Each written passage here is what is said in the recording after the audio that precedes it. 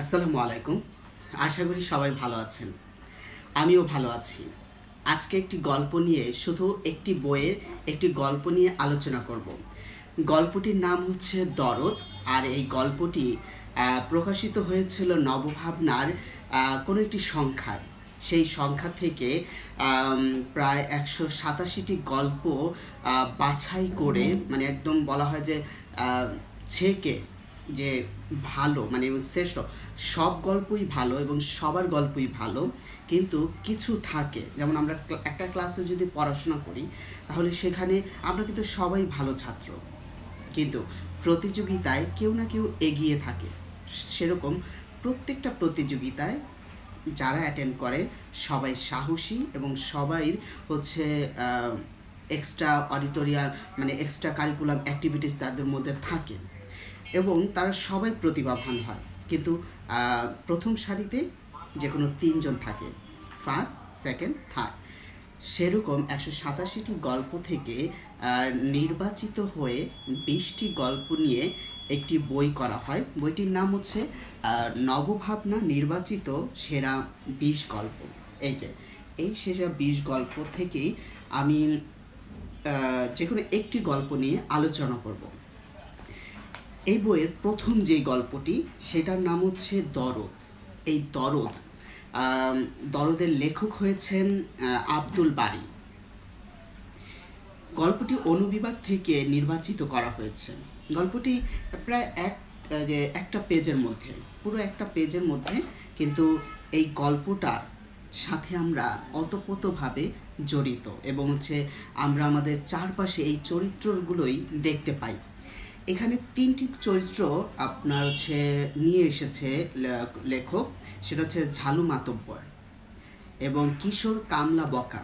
আমরা জানি যে আমাদের আগে যারা ভালো সম্ভ্রান্ত পরিবারে কাজের যারা ছিলেন, কাজের ছেলে বা অল্প বয়সে যারা থাকতেন, তাদেরকে নিয়ে আমরা আমাদের বাসায় থাকতে দিতেন, দুবেলা খাবার দিতেন এবং আমাদের চাষাবাদের কাজ করতেন, বিভিন্ন কাজ, ঘরের কাজ, বাইরের কাজগুলো করতে হতো।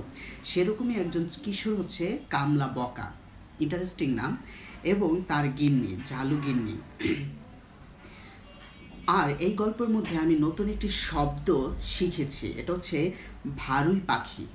আপনারা কি বলতে পারবেন ভারুই পাখি মানে কি? কাকে বলা হয় ভারুই পাখি? তারপর আমি এখানে আবার উত্তরটা দিয়ে দিয়েছেন। ভারুই পাখি অর্থ হচ্ছে বন চড়ুই। এই যে আমরা যে চড়ুই পাখি দেখি, সেই চড়ুই পাখির মধ্যে যেগুলো বনে, সম্ভবত আমার ধারণা যেগুলো বনে থাকে সেগুলোকে বন চড়ুই বলা হয়, আর সেটাকেই তাদের আঞ্চলিক ভাষায় বলা হয় বারুই পাখি। এই গল্পটি কেন ইন্টারেস্টিং এবং কেন আমি এই গল্পটি নিয়ে আলোচনা করছি? আমাদের চারপাশে নিঃস্বার্থ চরিতার্থ করার জন্য কিছু মানুষ থাকে, যে মানুষগুলোর ওপরে এক, ভিতরে আর এক। মানে ওপরে দেখাচ্ছে যে আমি সমাজমূলক কাজ করে ফেলছি, আমি এটা করছি, আমি সেটা করছি, কিন্তু আমার অন্তরের মধ্যে কলুষিতায় ভরা। এক কথায় আমি যদি বলি যে ভণ্ডামি। আমাদের ধর্মীয় গ্রন্থে আছে যে তুমি যদি কাউকে দান করো বা তুমি যদি কোনো সেবামূলক কাজ করো, তাহলে তুমি যদি ডান হাত দিয়ে যদি দাও, তাহলে বাঁ হাত যেন বুঝতে না পারে। কিন্তু আজকে আমরা সেটা কি করি? আমরা একদমই করি না। আমরা কি করি? যদি কাউকে ত্রাণ দেই বা দান করি, তাহলে আমরা একটা ভিডিও করি, সেলফি করি, সেটাকে আবার প্রকাশ করে দিই। তাহলে আমার ডান হাতেও জেনে গেল, বাঁ হাতে গেলে আমার পুরো মূল্য জেনে গেল। তাহলে কি হলো?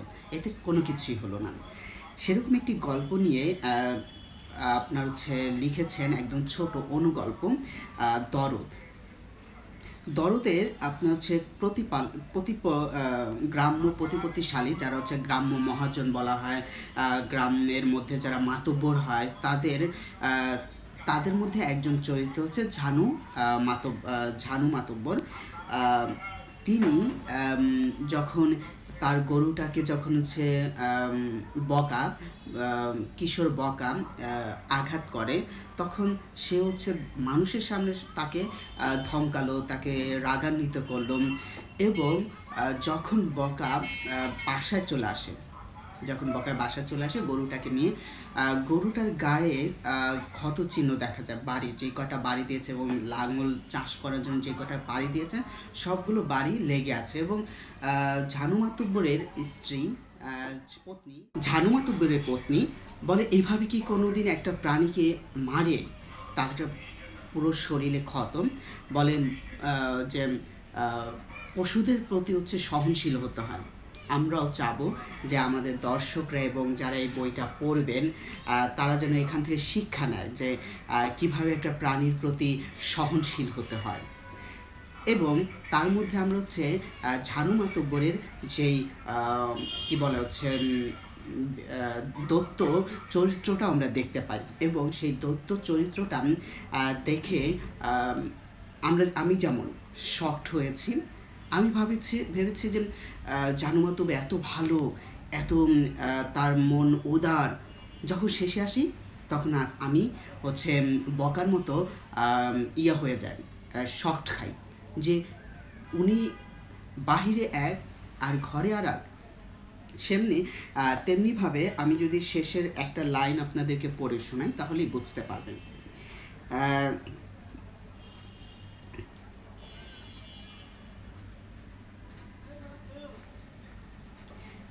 আমার জন্য 2 ডজন ভারই করে রেখেছে, নিয়ে আয়। এখন ভারোয়ে তেল হয়েছে খুব, আহ কি স্বাদ, বলে আর একটা গোটা ভারই মুখে পুরে চিবোতে থাকেন। দেখেন উনি কিন্তু গরুর জন্য সহনশীল হলেন, কিন্তু ভারী পাখিকে খাওয়ার জন্য সে মানে উঠে পড়ে লেগেছেন। তাহলে তার সহনশীলতা কই? তাহলে বাহিরে এক ভিতরে এক, যাকে আমরা বলি ভণ্ডামি, সেই ভণ্ডামির চরিত্রটাই আমরা এখানে এই দরদের মধ্যে পাব। তাই আমি বলবো যে যারা এই বইটি পড়েননি, আমি বলবো যে এই বইটা পড়বেন। এই বইটার মধ্যে অনেক সুন্দর এবং অনেক ভালো এবং শিক্ষণীয় অনেক গল্প আছে, যে গল্প থেকে আপনারা শিক্ষা নিতে পারবেন, সহনশীলতার শিক্ষা নিতে পারবেন, মানবিকতার শিক্ষা নিতে পারবেন।